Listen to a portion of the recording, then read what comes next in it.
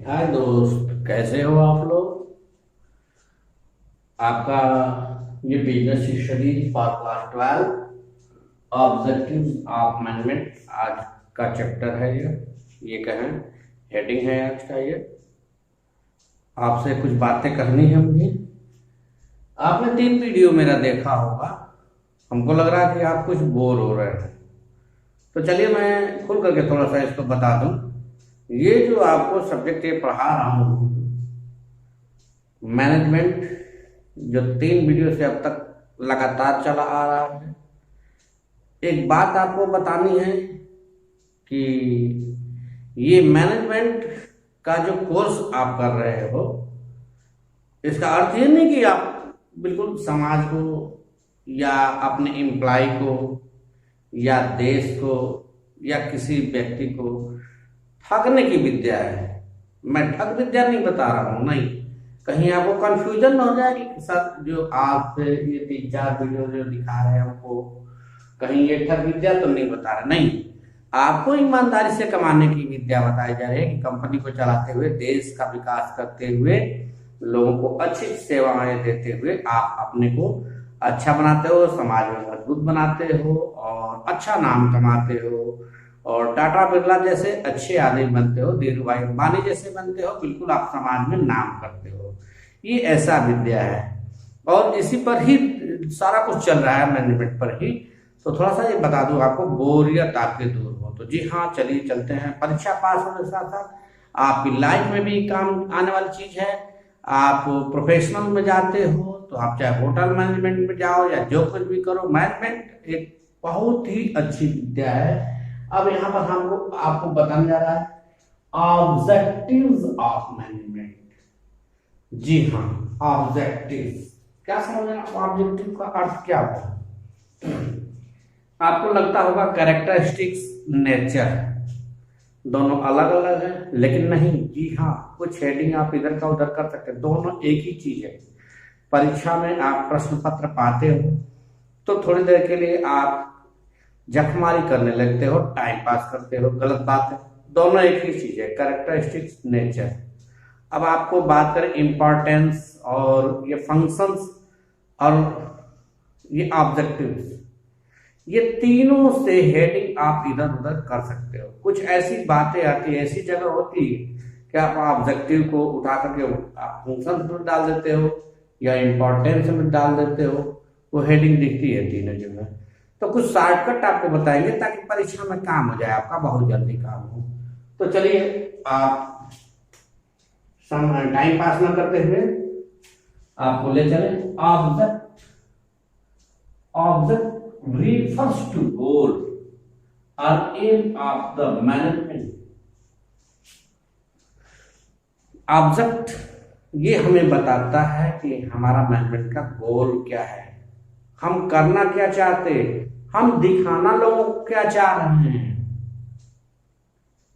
हम जो काम कर रहे हैं, सोशल वर्क कर रहे हैं और ये कहें कि अपने एम्प्लॉय को ये विश्वास दिलाते हैं कि आप अच्छा करोगे तो आपका प्रमोशन होगा, अच्छे पोस्ट पर ट्रांसफर भी हो सकता है।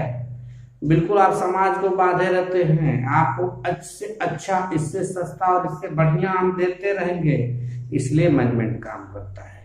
ये कंफ्यूजन नहीं पालना है कि हमारा मैनेजमेंट ऐसा प्रयास करता है कि समाज को निचोड़ करके अपनी महल बनाते चलो ना, ऐसा ये मैनेजमेंट का अर्थ नहीं है। तो हमारा ये वीडियो लेकर के आया है ऑर्गेनाइजेशनल ऑब्जेक्टिव्स। जो हमारा संगठन है हमारे कामों से और मजबूत होता चले। बात समझ में? हमारा ऑर्गेनाइजेशन में से जुड़े हुए हमारे कस्टमर हो, परचेजर हो, सेलर हो, एडवर्टाइजर हो, हमसे प्रॉफिट पाते रहें, हमसे जुड़े रहें, हमसे दूर न भागे। तो हमारा एक पर्पज होता है ये ऑर्गेनाइजेशनल ऑब्जेक्टिव्स बनाए रखना। दूसरा होता है सोशल ऑब्जेक्टिव्स। समाज में हमारे काम को लोग पसंद करें कि भाई आप सोप की बात करो तो आपका मार्केट में लाइफ है, हमाम है, लक्स है और भी बहुत से सोप है। क्यों आप लाइफ बॉय को काम दे देते हो, यानी उसे यूज करते हो? क्यों? आपको अच्छा लगता होगा, आपकी आपकी अपनी पसंद, किसी को लक्ष्य अच्छा लगता होगा, लेकिन क्या कंपनी ने तो बनाया है, डायरेक्टर ने उतना ही मेहनत किया होगा उस पर, उस प्रोडक्ट पर भी। लेकिन ये तो हमारी चुनने की बात होती है, आप अच्छा चुनते हो, आप धोखा में तो नहीं पड़ते। यहाँ पर वही चीज है कि सोशल ऑब्जेक्टिव, हम समाज के हितों का ध्यान देते हुए प्रोडक्ट बनाते हैं, किसी तरह से सोचते हैं कि हमारा जो है प्रोडक्ट अच्छा बने, पूरा मैनेजमेंट का ध्यान इस पर होता है। और ये पर्सनल ऑब्जेक्टिव्स, पर्सनल क्या है, अपना काम भी बनता है। ये 3 भागों में बांटा गया है ऑब्जेक्टिव्स ऑफ मैनेजमेंट को। अब एक एक हेडिंग को मैं दिखाऊंगा आपको। ये क्या है? ऑर्गेनाइजेशनल ऑब्जेक्टिव्स की बात करें हम, तो हम ये कामना करते हैं या प्रयास करते हैं कि हमारा मैनेजमेंट बहुत दिनों तक जीवित रहे, इसलिए कहा इसमें सर्वाइवल। सर्वाइवल का मतलब लंबे समय तक जीवित रहना। So the our business go well smoothly, ठीक ठाक से हमारा बिजनेस चलता रहे, हमारे एम्प्लॉय बने रहें। याद है, आपका पुराना एम्प्लॉय यदि जाता है आपके बिजनेस से, तो कभी आप सफल नहीं रहेंगे। आपका ट्रेनिंग सेंटर बन जाएगा, स्कूल हो, हॉस्पिटल हो, कोई मतलब का नहीं रहेगा। याद रखिए,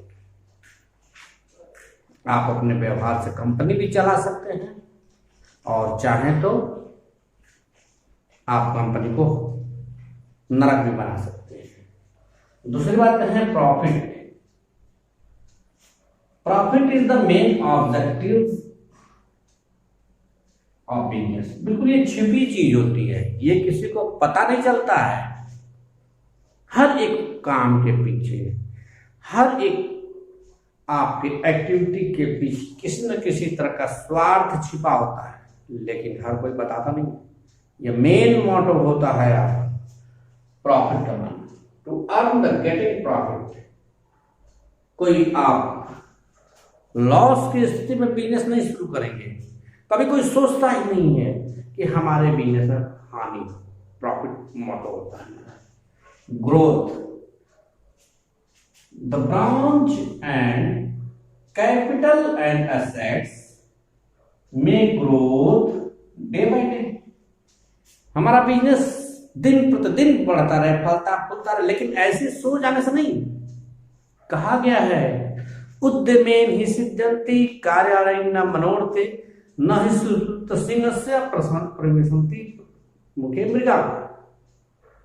उद्यमेन हि सिद्ध्यन्ति कार्याणि मनोरथे न हि सुश्रुत सिंहस्य प्रविशन्ति मुखे मृगा। ग्रोथ जो हमारा होता है बिना कुछ किए नहीं होता है। सिंह के मुंह में ऐसे नहीं मृग चला जाता है, उसके लिए उद्यम करने की जरूरत होती है।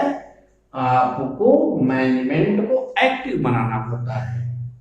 तो चलिए अब आपको ले चलते हैं सोशल ऑब्जेक्टिव। हमारा सोशल ऑब्जेक्टिव्स की बात करें, हमारा समाज के प्रति भी कुछ काम होता है। जैसे या ठीक उसी तरह से जैसे हम भोजन बनाते हैं, तो कुछ एनिमल के लिए भी उसमें हिस्सा दे देते हैं, कुछ गरीब परिवारों को भी दान करते चलते हैं। तो आपका मैनेजमेंट इस तरह का भी व्यवस्था करे। ऐसा नहीं कि कोई आ जाए तो है चल, नहीं, ऐसा नहीं। आपको पोलाइट होना पड़ेगा सोशल से, आप क्योंकि सोशल से ही कमा रहे हो सब कुछ, तो आपको थोड़ा सा सोचना पड़ेगा।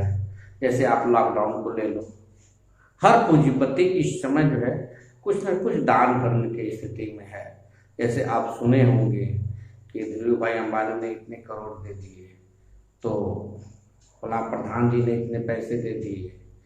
तो हमारे समाज के वर्ग के जो व्यक्ति ऐसे हों जो असहायों की मदद करते हैं, कभी कभी ऐसा भी करना चाहिए। तो चलिए सोशल ऑब्जेक्टिव की बात करें तो डूइंग सोशल वर्क, कुछ गरीब समुदाय को भोजन खिला दीजिए। आपका एडवर्टाइजमेंट भी होगा, पेपर में आ जाता है कभी कभी, फला कंपनी ने जो है इतने असहायों को ये दिया, तो कुछ ने भोजन करा दिया।